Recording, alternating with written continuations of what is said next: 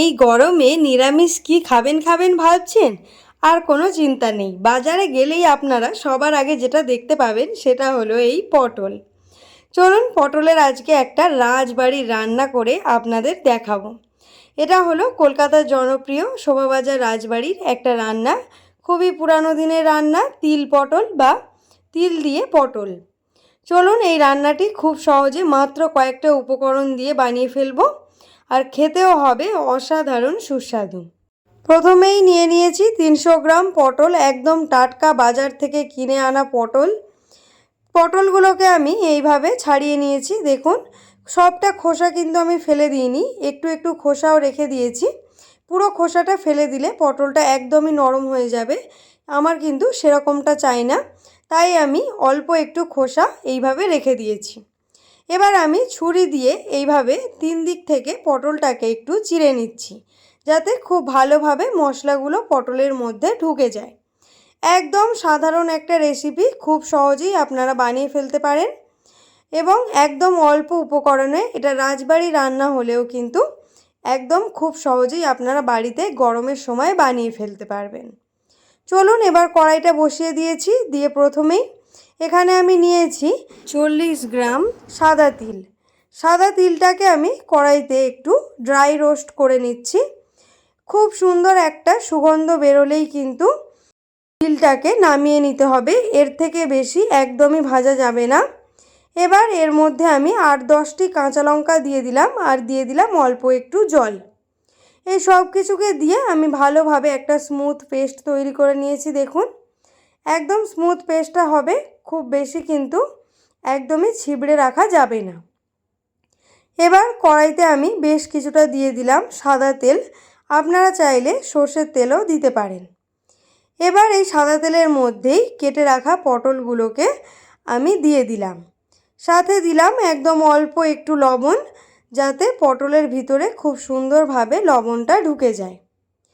এবার খুব ভালোভাবে আমি পটলটাকে নাড়াচাড়া করে নিচ্ছি।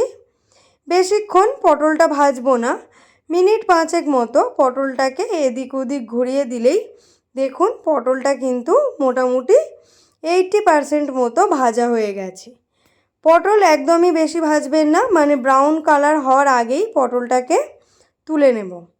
মোটামুটি কাঁচা গন্ধটা চলে গেলেই পটলটাকে এবারে আমি তুলে নিচ্ছি। হ্যালো এভরিওয়ান, আমি পায়েল, আর আপনারা দেখছেন Surtuli food and travel blogs. আপনারা যদি আমার ভিডিওটিকে লাইক করে সাবস্ক্রাইব করে দেন, তাহলে আপনারা খুব সহজেই আমার এই সহজ রেসিপিগুলোর নোটিফিকেশান খুব তাড়াতাড়ি পেয়ে যাবেন। চলুন দেখে নিন, আমি পটলগুলোকে তুলে নিয়েছি। এবার আমি ওই তেলের মধ্যেই একটু তেল কমিয়ে নিয়েছি, নিয়ে এই তেলের মধ্যেই আমি দিয়ে দিলাম 2টো তেজপাতা, বেশ কিছুটা কালো জিরে, আর দিয়ে দিলাম বেশ কিছুটা 5 ফোড়ন, আর দিলাম 2টো শুকনো লঙ্কা। এই সব কিছুকে খুব ভালোভাবে নাড়াচাড়া করে নিচ্ছি। গরম মশলাটা ভালোভাবে রান্না হয়ে গেলে এবার এর মধ্যে যে পেস্টটা তৈরি করে রেখেছিলাম, সেই পেস্টটা এর মধ্যে পুরোটাই দিয়ে দিলাম। ভালোভাবে এবারে নাড়াচাড়া করে নেব। মিক্সিটা ধুয়ে আমি এর মধ্যে অল্প একটু জল দিয়ে দিলাম। দেখুন, একদমই বেশি আমি জল দিইনি, মশলাটাকে শুধুমাত্র কষিয়ে নেওয়ার জন্য আমি জলটা দিয়ে আবারও ভালোভাবে নেড়ে নিচ্ছি।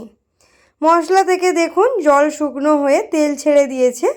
এই মুহূর্তে আমি বেশ কিছুটা, মানে আমি এখানে 100 গ্রাম মতো টক দইকে ভালোভাবে ফেটিয়ে এর মধ্যে দিয়ে দিলাম, এবং এই সময় গ্যাসের ফ্লেমটা একদমই লো রাখলেই ভালো হয়। দেওয়ার সাথে সাথে খুব ভালোভাবে নাড়াচাড়া করে নিয়েছি, নিয়ে এর মধ্যে আমি অল্প একটু নুন দিয়ে দিয়েছি, দিয়ে আবারও ভালোভাবে নাড়াচাড়া করে নিয়েছি। দেখুন মশলা থেকে তেল ছেড়ে দিয়েছে। এবার আমি ভেজে রাখা পটলটা এর মধ্যে দিয়ে দিচ্ছি। পটলটা দেওয়ার সাথে সাথেই গ্যাসের ফ্লেমটা একটু মিডিয়াম টু হাই করে দেবেন, যাতে মশলার সাথে পটলটা খুব ভালোভাবে এবং খুব সহজে মিশে যেতে পারে, তাই নাড়াচাড়াও করতে থাকবেন।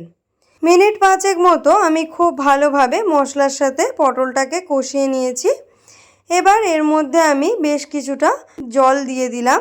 আমি এখানে উষ্ণ গরম জল দিয়ে ভালোভাবে একটু পটলের সাথে মিশিয়ে নিচ্ছি।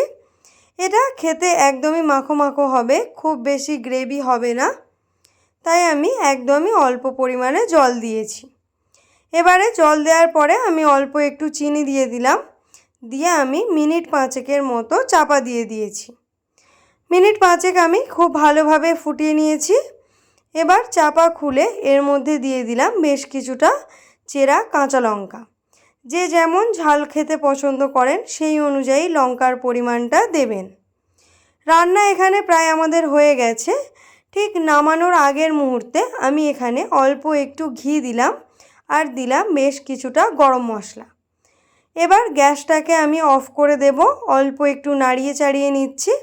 দেখুন রান্না একদম হয়ে গেছে, গ্রেভিটাও পটলের সাথে খুব ভালোভাবে লেগে গেছে। গ্যাস আমি অফ করে এবার আপনাদের সামনে পরিবেশন করে দেখিয়ে দিচ্ছি। দেখুন একদমই কিন্তু ঝোল বা গ্রেভি হবে না, একদম মাখো মাখো হবে। ভাত বা রুটির সাথে আপনারা খুব ভালোভাবে এটা এনজয় করতে পারবেন।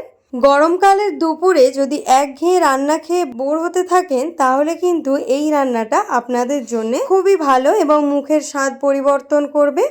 এবং এটি অনেক দিনের পুরানো রাজবাড়ির একটি রান্না, যেটা আপনারা অবশ্যই একবার ট্রাই করে দেখতে পারেন। এতে আপনাদের মন পেট দুটোই খুব ভালো থাকবে। আজকের মতো এই পর্যন্ত। সবাই খুব ভালো থাকবেন, সুস্থ থাকবেন। দেখা হচ্ছে পরের একটি ভিডিওতে। আর সাবস্ক্রাইব করতে একদমই ভুলবেন না। টাটা।